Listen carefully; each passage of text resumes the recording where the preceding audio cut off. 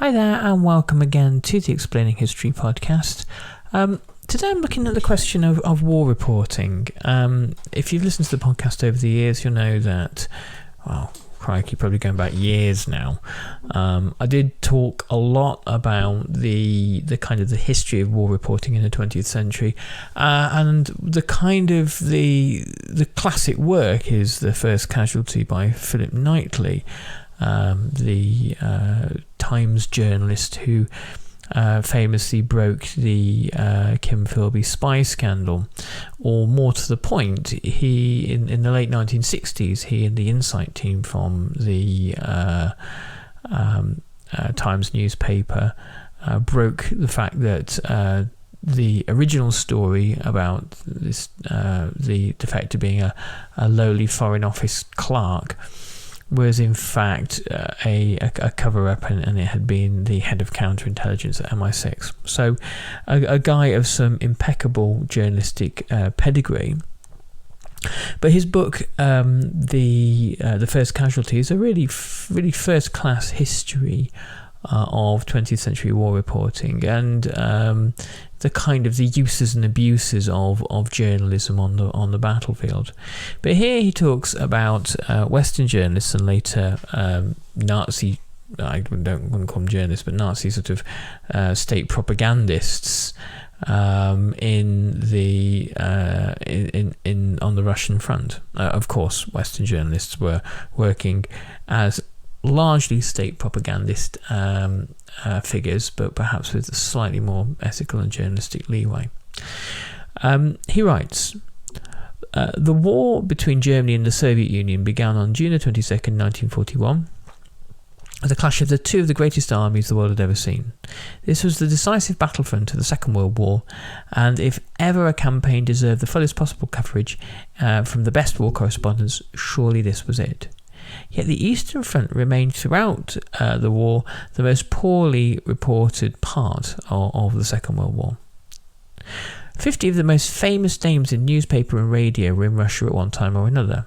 Yet the story of those incredible early days when the German army stormed across the border was not fully reported until after the war. Events like the Battle of Moscow, the Siege of Leningrad, Stalingrad, the Battle of Sebastopol, the Battle of Kursk, never received proper attention. Other major stories, from 800,000 Russians who fought for the Germans to the Katyn Forest massacre, either were not written at all, or were written as virtual propaganda handouts. As a result, the reader in the West remained largely ignorant of what was going on in the Soviet Union. The Russians themselves knew not much more, and some of the best reporting came from the Axis side.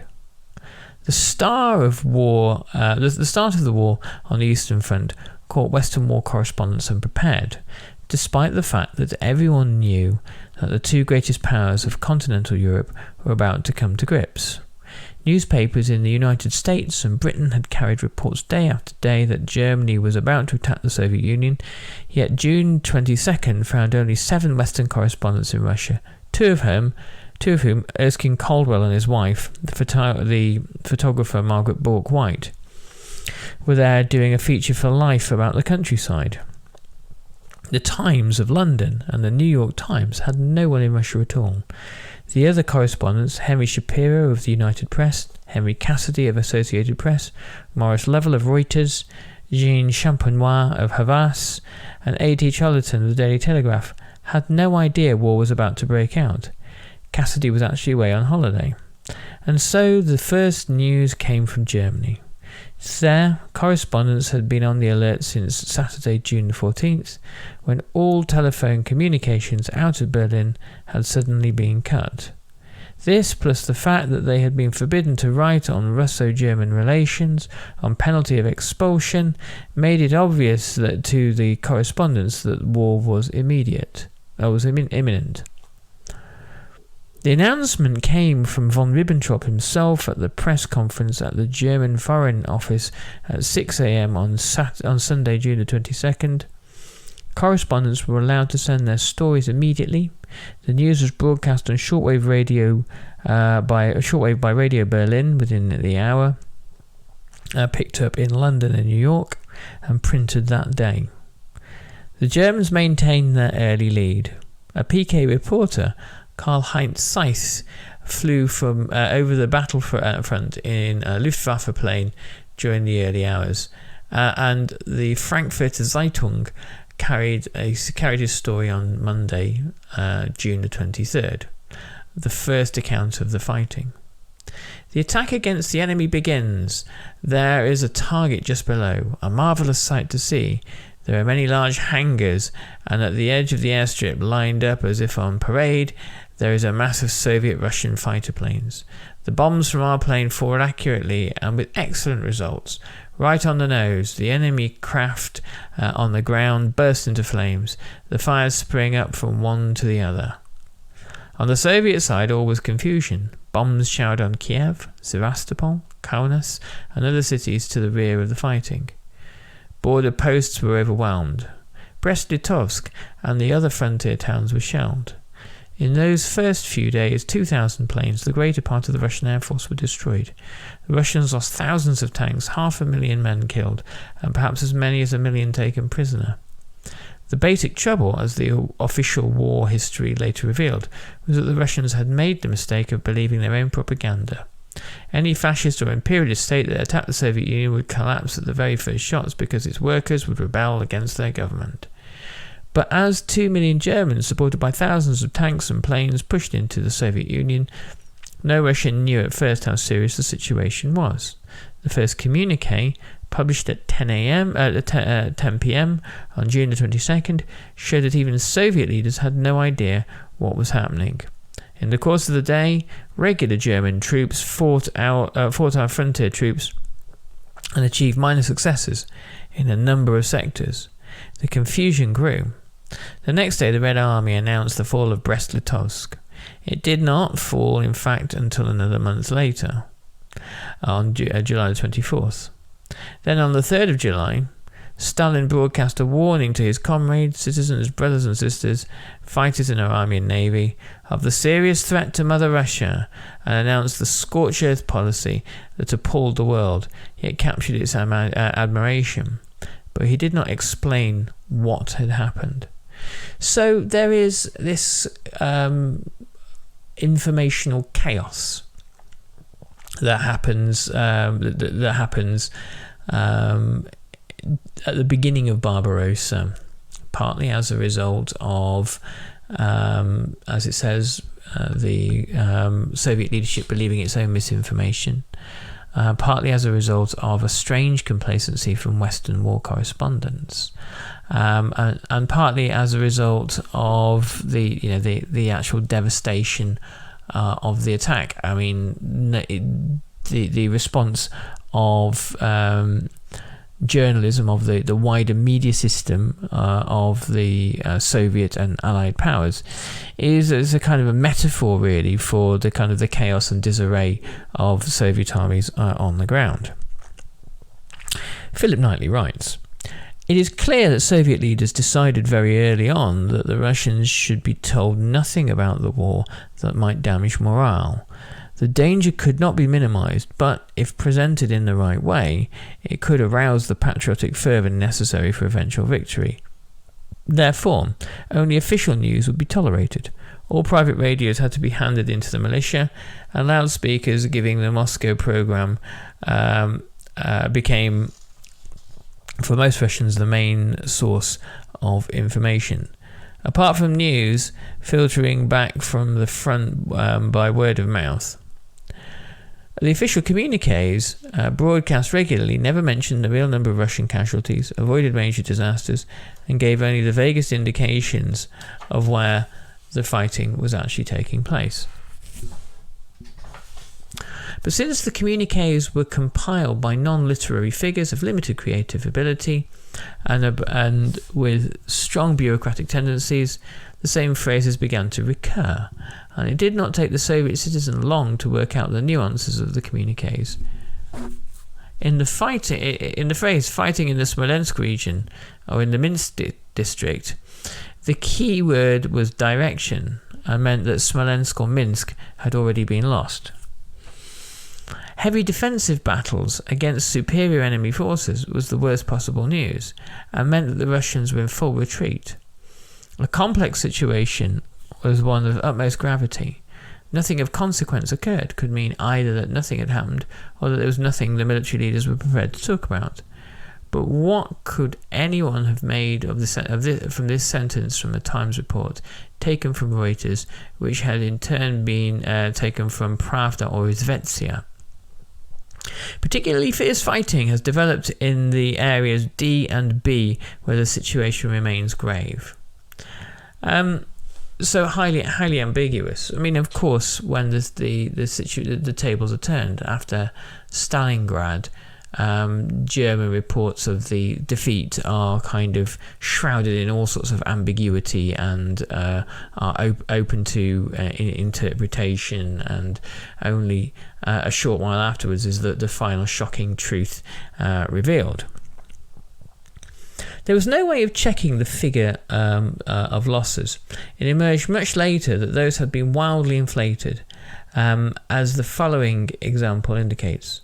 In the Times on August the 23rd, 1941, the Russian High Command claimed that in the first 2 months of the war, the Germans had lost 2 million men killed, wounded or taken prisoner. This was actually the strength of the whole German army on the Eastern Front. And that 8,000 tanks had been destroyed, more than double the number of the tanks of the entire German army in Russia.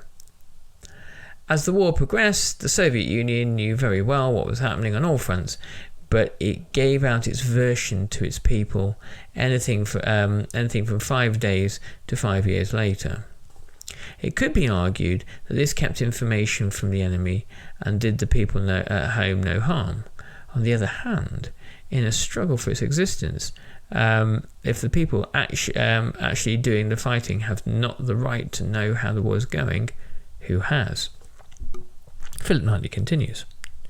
Apart from the communiques, there were the Russian newspapers with their country in danger propaganda, their outcry against cowardice, their appeals to patriotism, their astronomical figures of German losses, and their scanty war reports. These reports were written not by regular journalists who had turned to war reporting, but more often by well-known writers who gave a somewhat unreal literary style to the news. The best of these was Ilya Ehrenberg, who wrote for the Red Star, and whose bitterly anti-German articles were often reprinted in the West. Others include Vasily Grossman, also of Red Star, and the authors of the 2 novels Stalingrad and Life and Fate, among other writing. Alex Sukhov, a poet, Konstantin Simonov. If you are interested in this, in Orlando Figer's book The Whisperers, there is a kind of almost like a biography in the book of Konstantin Simonov, and his rise to kind of Stalinist superstardom. He was one of these extraordinarily fortunate figures who was courted by Stalin and never really quite lost favour, even though there were occasions where one could certainly imagine Stalin turning on him. But he was perhaps the most significant of all the Stalinist war propagandists. Mikhail Sholokhov and Boris Mikhailov. Their stories make curious reading for Western eyes and might more properly be termed propaganda essays than reports. Ehrenberg, for example, writing in 1942 on the anniversary of the revolution, began his article, "We did not create our life easily, but this rough and polished life was our own way of life. It reminded one of the rough draft of an astounding poem, all blotted and scratched. When we were building nurseries, evil news came to us from the West.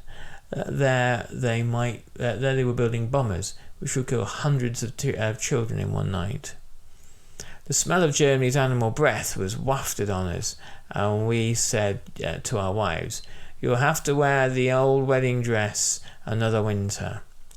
These Russian war correspondents were not meant to report battles, although, as shall be seen, one of them was present throughout the siege of Stalingrad, or to build up individual war personalities.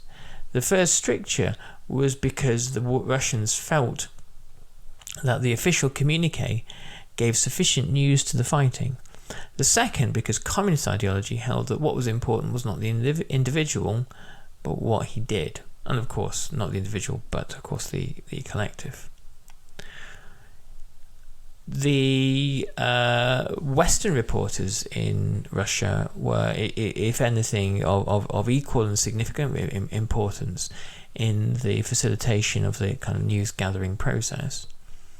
Phillip Knightley writes, Henry Cassidy, on his way back from Moscow to Moscow from a Black Sea holiday resort, where he had been at the outbreak of the war, had seen the gigantic machinery of the Soviet Union's mobilization scheme grind into action. His report, Ivan Goes Calmly to War, escaped the censor's attention and was the first wartime descriptive article sent from Moscow. This article, and the fact that it was becoming clear that the Russians were not going to be beaten in 10 days, as had been predicted in the West, stimulated the news sense of editors around the world. And later in June and early in July, their best men were sent hurrying to Russia. The United States group was soon to include such correspondents as C.L. Sulzberger, A.T. Steele, Wallace Carroll. If you recall, I interviewed, we had an interview about Wallace Carroll last year, and there is a follow-up coming soon, so tune into that. And Alice Leone Motes. Edgar Snow, the author of Red Star Over China, the exclusive interview he had with Mao. Again, I think we did something on that a few years ago. Leyland Stowe, Walter Kerr, Larry Lazier arrived. From Britain there was Philip Jordan, Vernon Bartlett, Charlotte Haldane, Ralph Parker, Alexander Worth. Alexander Worth, I did a thing on his account of the siege of Leningrad quite a few years ago now, and it was his son, Alexander Worth's son, that went on to write the famous Black Book of Communism, which is the kind of the damning account of all of communism's crimes in the 20th century. And later Paul Holt. Eventually there were 3 Australians, Eric McLaughlin, Jeff Blunden, and James Aldridge of Time magazine, later to be relieved by Dick Lauter. The newcomers arrived in Moscow by roundabout plane and ship routes, firmly believing that they were heading for the front. Instead, they found that the Russians had quickly created a system especially for them, a system so diabolical that to this day old war correspondents shudder when they recall it. To understand why the Russians behaved the way they did, it must be remembered that in 1918-19, Britain and the United States, along with nearly every other major power in the world at that time, had done their best to strangle the Russian communist state at birth.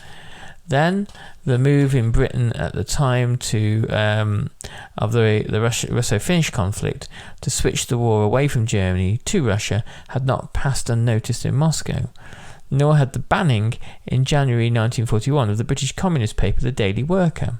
Moreover, the Russians were suspicious that the Western war correspondents might be intelligence agents, a suspicion that was not without justification. The use of journalist spies from Graham Greene to Kim Philby had a long tradition, though admittedly Philby was a Soviet agent at the time. The Western war correspondents were placed under the care of Solomon Abramovich Lazovsky, Vice Commissar for Foreign Affairs and official spokesman for the Soviet Information Bureau. A suave man of 63, Lazovsky had begun life selling matches and lemons in the street and had risen to become a teacher of social philosophy. Later he went into exile in Paris, where he met Lenin, and afterwards he took part in the 1917 revolution. Eventually he emerged as secretary of the Railway Workers' Union. As well as speaking cultured Russian, Lazovsky spoke good French and German and adequate English and Spanish. For the Western war correspondents, he was the voice of Russia, their principal source of information, their passport to the front. Under Lazovsky worked Nikolai Polgunov, a former director of TASS, the news agency, who was chief of the press department of the Foreign Commissariat and the head censor. and 2 assistants, Pietra Amirov and Viktor Kozmieshko. This team successfully crushed any hopes the war correspondents might have had of telling the whole story of the war in Russia. Lozovsky held a press conference at least twice a week, at which he would parry brilliantly every effort to extract any real information.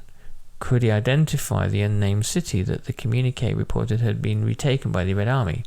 My dear sir, if the army wanted you to know the name of the city, then the communique would have said it. The BBC had reported some Japanese ships blown up by Russian mines. Could Comrade Lozovsky comment? Ah well, what do the Japanese newspapers say? Questioner: I'm afraid I don't know. Lozovsky: I'm afraid I don't know either. When could the correspondents go to the front? In good time, I hope. Lozovsky never refused to answer a question, but at the end of the conference, when the correspondents checked their notes, there was seldom a thing they could write. Such information as he did give was frequently unreliable. He would insist that the Germans were far from some particular point, the fall of which would then be announced in the next communique. On the rare occasions when the correspondents did manage to discover something for themselves and proceed to write it, Palgunov or one of his censors would kill it at once. No individual opinions, no speculation, no predictions were allowed.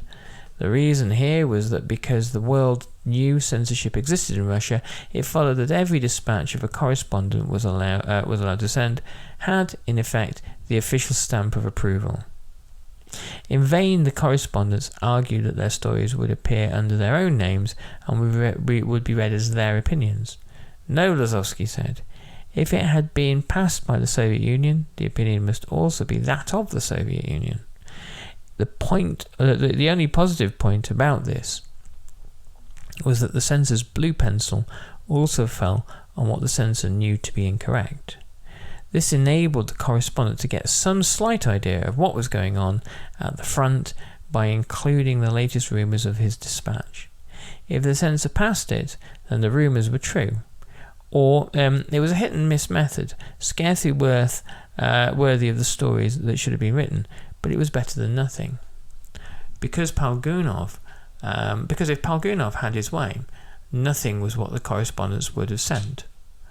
All photography was banned, to the horror of Margaret Bourke-White.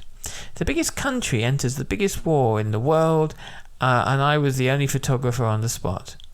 But with cajolery and the help of Harry Hopkins, Roosevelt's personal envoy to Stalin, Miss Bourke-White managed to get out photographs of Moscow under night bombing attack, and even a portrait of Stalin himself.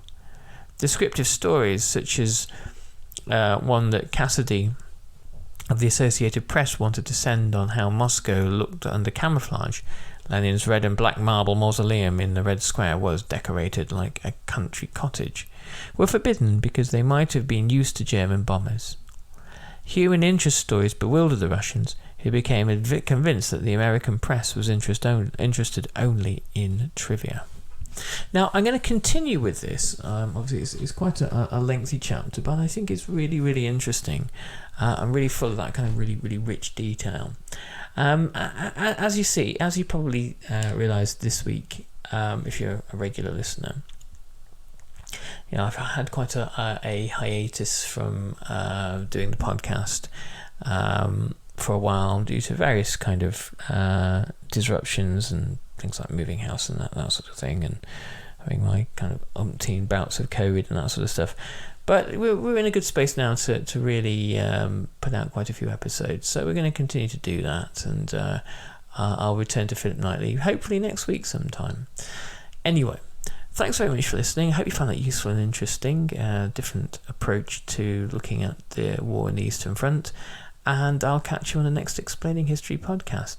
Take care. We've got some cool interviews coming up next week, which you, of course, hopefully enjoy, and I'll catch you soon. All the best. Bye-bye.